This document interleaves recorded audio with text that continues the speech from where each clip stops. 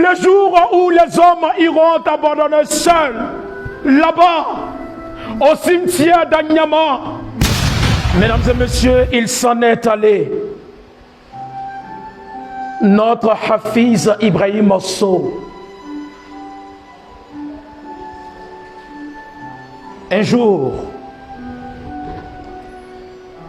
jour pour toujours, nous partirons pour de bon de cette terre, avec son corollaire de galère et de misère. Partir sans rien dire. Partir sans pouvoir fuir comme Hafiz.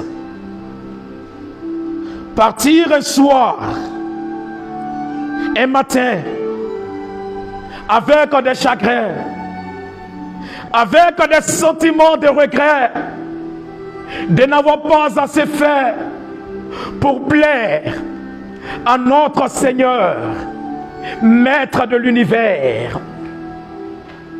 Fini avec des organes détruits, sans pouvoir être reconstruits, comme un fruit que les bêtes ont pourri.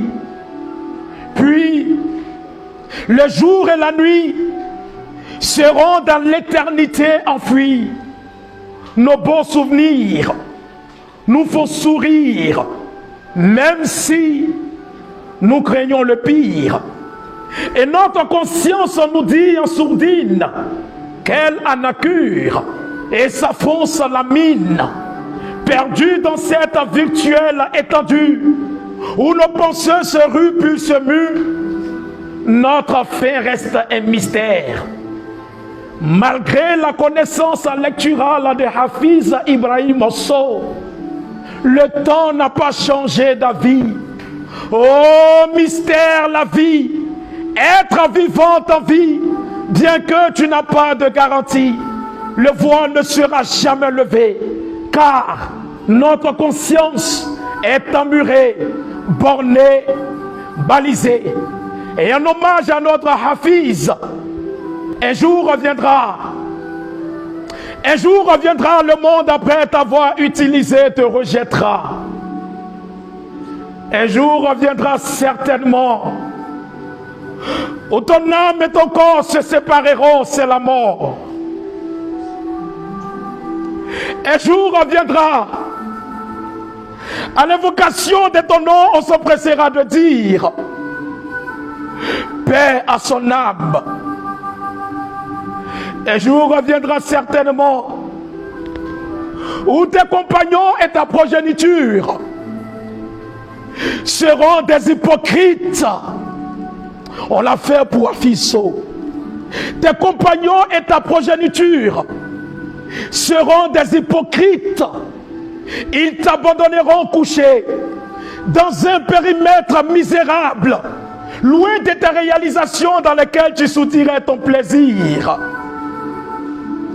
Tu te verras enseveli et cloîtré entre quatre murs, face à ton Seigneur, Allah subhanahu wa ta'ala. L'heure des comptes commencera pour toi. Au même moment, à ton domicile, ce sera l'heure du partage de tes biens. Tous seront présents, même tes ennemis les plus acharnés réclameront leur part. On descendra tes photos du mur pour un endroit isolé comme Hafiz.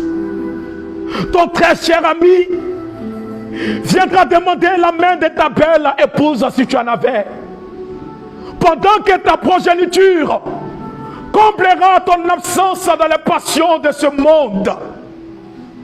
Tout deviendra comme si tu n'avais pas passé un seul instant sur terre. Tu regarderas avec amertume l'ingratitude de l'espèce humaine. Tu te rendras compte alors que la richesse et l'agrément des hommes ne sont que perdition et futilité. Mais à quoi servira ce regret maintenant qu'il est tard. En attendant ce jour, oublie les éloges et les blâmes des hommes et consacre-toi exclusivement, comme l'a fait Hafiz, dans tes paroles, tes actes et œuvres, à l'adoration de ton Seigneur. Ainsi, le jour où les hommes iront t'abandonner seuls, là-bas, au cimetière d'Anyama, ton Seigneur le Très-Haut te comblera. Il te comblera de ses bienfaits incommensurables. Et c'est cela la grande réussite. Dis, la mort que vous fuyez va certes vous rencontrer.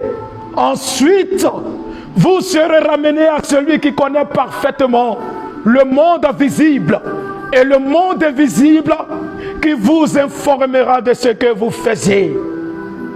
Il l'a dit dans le noble Coran: Kullu nafsin dha'iqatul maut, thumma ilayna turja'un. Tout homme goûtera la mort. Ensuite, c'est vers moi ou c'est vers nous que vous serez ramenés. Il est parti à Fizosso. Nous sommes encore là. Mais comme dirait quelqu'un, il est mort de la plus belle des manières. Parce qu'il n'avait pas le temps de s'intéresser aux futilités de ce bas monde. Et il a passé toute sa vie dans l'apprentissage de la parole de son Créateur. Et il est mort avec des honneurs. Aujourd'hui, c'est avec fierté qu'on parle de lui. En réalité, on le pleure en versant ses larmes, mais ce n'est pas lui qu'on pleure, c'est plutôt nous-mêmes qu'on pleure. Parce que lui, alhamdoulilah, il est parti de la plus belle des manières. Mais nous, où sommes-nous par rapport à notre relation avec Allah?